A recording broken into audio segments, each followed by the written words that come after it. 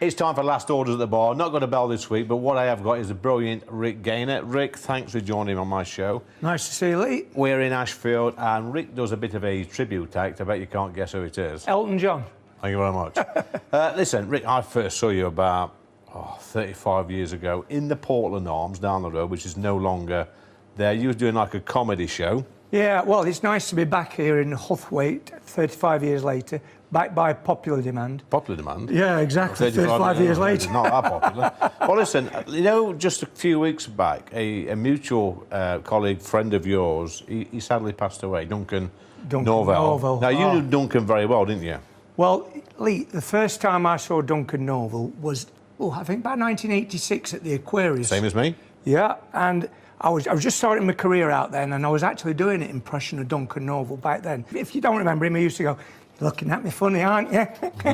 Come on, Lee, chase me." Went to chemist the other day, you know, Lee. Said, "I'd like to buy a jar of Vaseline." Said, "What's it for, cups?" I went, "No, chaps." That'd probably get cancelled these days, wouldn't it, that? But no, he sadly passed away, as we know, he did. A few weeks back. And actually, when last time I saw him, he was in a wheelchair. He was really, really poorly. But you know what, Rik? Back in the day, he was one of the funniest men around, wasn't he? It was brilliant. But actually, you know, even till only a couple of years ago, well, last year, he was still brilliant. I saw him at the Grand at Blackpool, standing ovation. And he was doing, like, jokes about himself, like, like you said, you're in a wheelchair, and he says, "They call me Spider-Man, not because I swing from building to building, so they can't get me out at Bath." But look, how do you go from being a comedian, and now you've done a few pantomimes as well and stuff like that, to being an Elvis tribute act? Well, again, years ago, I used to do a lot of singing impressions and lots of other impressions, a bit like Freddie Starr, my act. Yeah. And it was just like a natural sort of thing that I'd do Elvis as part of it, only a little segment. But then when I met my current wife, I call her that just to keep her on her toes. Yeah, yeah. She said, "Look, you've got to look at Elvis. Why don't you try and do Elvis?" So we entered this talent competition, just a couple of weeks' notice. I come second, didn't bloody win it though. No. Come second, but by that we decided we'll have a couple of years of doing this. 11 years later, still doing it. But we're loving it and we're selling out everywhere. It's still doing it, still paying the bills. So what is it about Elvis then that all these years on, you know, nearly 50 years since he's been gone, people still want to listen to his songs? Because he is the original and the best. Elvis would be 90 in January the 8th this year. He was, yeah. And Elvis came along 1955, 56, and he broke the mould, and that was it. And then everybody wanted to be like Elvis. Yeah. You know, and that's where, obviously, the Beatles, they loved Elvis. They absolutely adored him. Everybody loved Elvis. But didn't Elvis copy off Shakin' Stevens? Oh, yeah, of course he did. Yeah? Yeah, I mean, I get that as well. Do you Go do a bit of through Shaky? Green Door. No, I don't. But do you do a bit of Shaky? No, but I do like a bit of Shaky, but, you know, it's a good career being in entertainment, isn't it? But there must have been some nights, you know, along the road somewhere where you thought, wow, why do I do this? Why do I get on that stage? Do you get stage fright? No, funny enough, no, I don't really get stage fright. I just, it's like the anticipation of what's going to happen. I know exactly what I'm going to do, other than the comedy, because I do quite a bit of gags in it as well. I never know what I'm going to do with that. But no, I think most people that come to watch me are Elvis fans. Yeah. So they know what they're getting, and they're up for it, you know. Yeah. But it's different when you do weddings than that, when they're not all Elvis fans. It's a different beast. Slightly different. And cruise ships, you've done that? I've done cruise ships. I used to work for TUI, for Thomson Gold, doing all the gold hotels, travelling all over Europe. Before we had sat-navs, I'd be driving around with a map everywhere, all over the place. Yeah, I've done thousands. So you're of a particular age, a certain age, not going to say what your age is. 42. 42 and a bit, and about 200 months. But, you know, back in the 80s, when we got people like Duncan Norvelle on the TV, we'd got some real big stars doing the variety stuff, the cabaret stuff sort of thing. You were sort of on the edge of that, weren't you? And it's sort of, probably if you'd been born a little bit earlier, you'd have been a megastar. Just missed out. When I was doing all the Haven holiday camps, I was in a show called Rock with Laughter, and there was a young unknown comic as well, also up the road doing Rock with Laughter. His name was Bradley Walsh. Bradley Walsh, yeah. And then I used to be working with people like Shane Ritchie, Joe Pasquale, and they just broke into television. Brian Connolly, with his septic peg and everything else. But then we're just breaking through. I had an audition for Talking Telephone Numbers with Philip Schofield. You've got a bit of the old Schofield look about you. Get off here! Oh, yeah, you look a bit like him.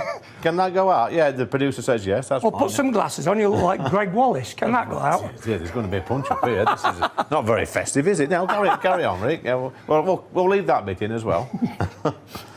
Listen, you know, young people now are getting into the entertainment industry. You know, no disrespect, but, you know, the ones that used to get in like yourself must have been a bit of a clown at school, messing about, doing the impressions, telling jokes, getting the old slipper or the cane a few times. Well, I got expelled when I was 14. Yeah, but that's nothing to be proud of, is it? No, it's not. But you see, the teachers back then never encouraged you what you wanted to do.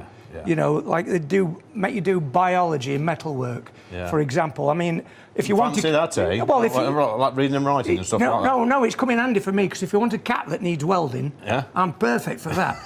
But sometimes at school, Rick, we have nerds, we have nuisances. I bet you was in the old nuisance bracket, weren't you? But it's not done you any harm, has it? It's not done me no harm. Listen, I was a bit of a rebel at school. I left school by the time I was 21. I was earning more money than headmaster, having been told I'll amount to note.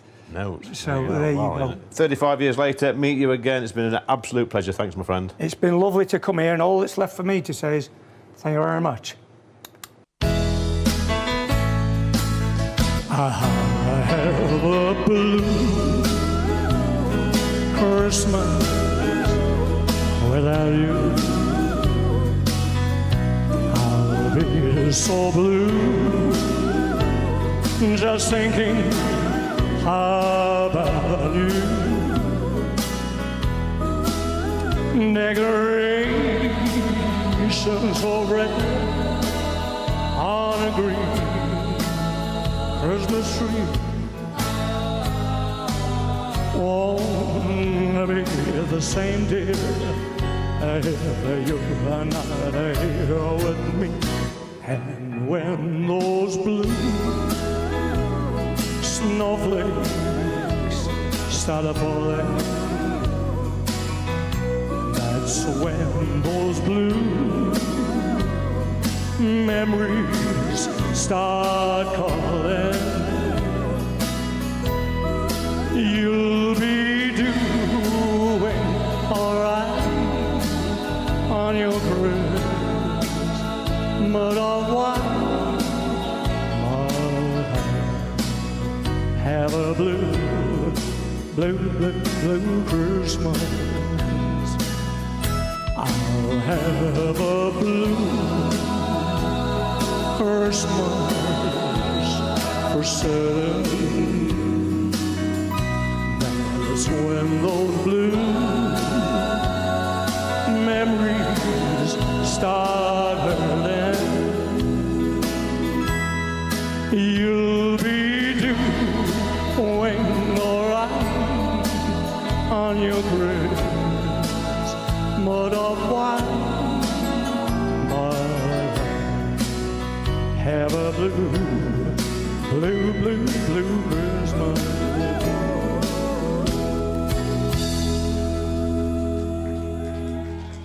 Thank you very much. Merry Christmas, everybody, wherever you are. Thanks for joining me on Lee Anderson's Real World. Been another great show. Look, Happy New Year to everybody.